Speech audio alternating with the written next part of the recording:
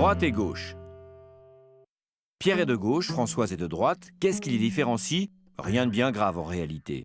Les deux veulent sans doute le bonheur et le progrès pour tous, mais chacun pense que les chemins pour y arriver sont différents. Pour faire simple, Pierre pense que les hommes naissent libres et égaux, mais que c'est surtout l'égalité qu'il faut promouvoir.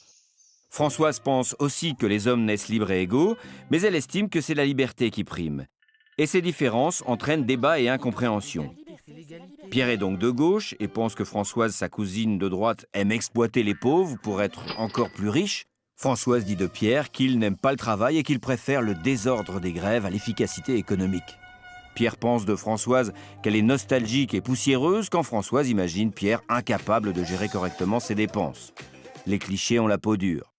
On dit que Pierre et Françoise sont de gauche ou de droite à cause d'une séance de l'Assemblée constituante à Versailles, celle du 28 août 1789. Juste après le début de la Révolution, l'Assemblée se réunit pour réduire les pouvoirs du roi.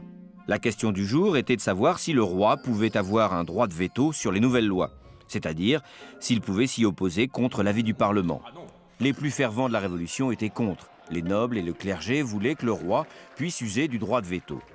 Il se trouve que ce jour-là, ceux-ci étaient à droite de la salle, alors que les opposants au veto étaient sur le côté gauche de la salle. Les partisans du changement étaient à gauche, les conservateurs à droite.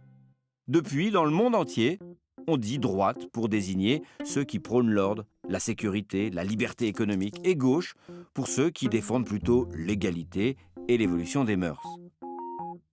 Depuis 1789, toute la politique se lie à travers cette division, même si elle est un peu caricaturale.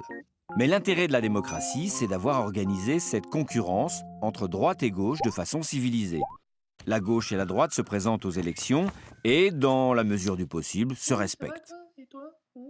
Beaucoup de gens râlent contre cette distinction entre droite et gauche qui empoisonne de nombreuses discussions et qui, plus de 200 ans après son invention, ne veut plus rien dire sur tout un tas de sujets.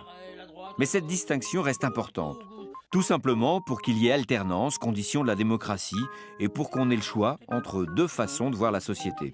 Et tant pis pour les repas de famille électriques chez Pierre et Françoise.